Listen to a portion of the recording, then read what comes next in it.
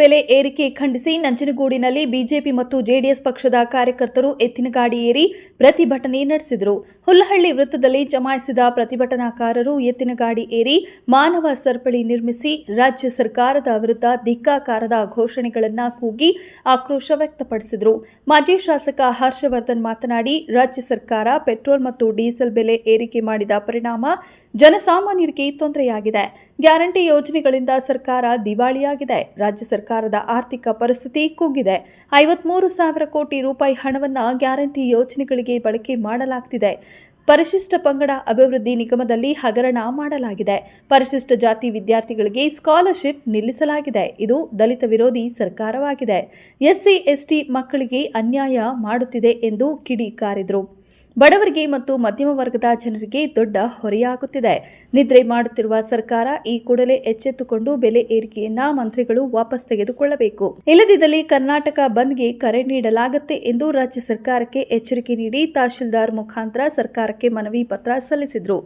ಪ್ರತಿಭಟನೆಯಲ್ಲಿ ಬಿಜೆಪಿ ಮುಖಂಡ ಹಾಗೂ ಮಾಜಿ ಕಾಂಪೋಸ್ಟ್ ಅಭಿವೃದ್ಧಿ ನಿಗಮದ ಅಧ್ಯಕ್ಷ ಎಸ್ ಮಹದೇವಯ್ಯ, ಬಿಜೆಪಿ ಗ್ರಾಮಾಂತರ ಮಂಡಲ ಅಧ್ಯಕ್ಷ ಕೆಂಡಗಣ್ಣಪ್ಪ, ಪಟ್ಟಣ ಬಿಜೆಪಿ ಅಧ್ಯಕ್ಷ ಸಿದ್ದರಾಜು, ಬಿಜೆಪಿ ಜಿಲ್ಲಾ ಉಪಾಧ್ಯಕ್ಷ ಹಾಗೂ ಜೆಡಿಎಸ್ ಜಿಲ್ಲಾಧ್ಯಕ್ಷ ನರಸಿಂಹಸ್ವಾಮಿ, ಜಿಲ್ಲಾ ಕಾರ್ಯದರ್ಶಿ ಎಂಸಿ ಬಸವಣ್ಣ, ಬಾಲಚಂದ್ರು, ಮಾಜಿ ತಾಲೂಕು ಪಂಚಾಯಿತಿ ಸದಸ್ಯ ಬದನವಾಳು ರಾಮು, ಯುವ ಮೋರ್ಚಾ ಅಧ್ಯಕ್ಷ ಗೋವರ್ಧನ್ ಸೇರಿದಂತೆ ಬಿಜೆಪಿ ಮತ್ತು ಜೆಡಿಎಸ್ ಪಕ್ಷದ ಸಾವಿರಾರು ಕಾರ್ಯಕರ್ತರು ಭಾಗವಹಿಸಿದ್ದರು.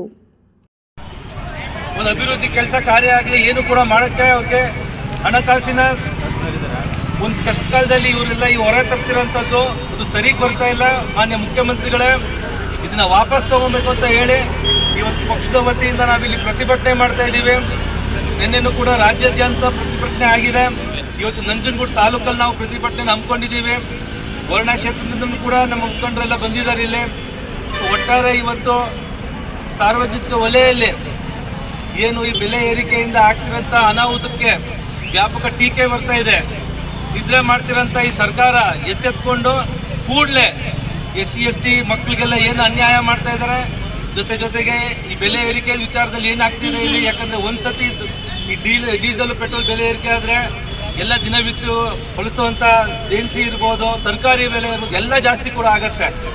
ಸೊ ಹಾಗಾಗಿ ಮುಂದಿನ ದಿನದಲ್ಲಿ ನಾವು ಕರ್ನಾಟಕ ಬಂದ್ನ ಕರೆ ಮಾಡಬೇಕಾಗತ್ತೆ. ಇಲ್ಲಿ ಸಂದರ್ಭದಲ್ಲಿ ನಮ್ಮ ವರಿಷ್ಠರ ಸೂಚನೆ ಮೇಲೆಗೆ ಮಾಡೋಂಥ ಏನು ನಮಗೆ ಈ ಕಡೆ ಒಂದು ಪ್ರತಿಭಟನೆ ಹಮ್ಮಿಕೊಬೇಕು ಅಂತ ಹೇಳಿದರೆ, ಇವತ್ತೆಲ್ಲರೂ ಮಳೆ ಆದರೂ ಸಹ ಇಷ್ಟು ಜನ ಬಂದು ಇಲ್ಲಿ ಮಾಡ್ತಿದ್ದಾರೆ ಅಂತಂದರೆ ಜನರಲ್ಲಿ ಇರ್ತಕ್ಕಂಥ ಆಕ್ರೋಶನ ಇವತ್ತು ನಾವು ವ್ಯಕ್ತಪಡಿಸ್ತಾ ಇದ್ದೀವಿ ನಾವು.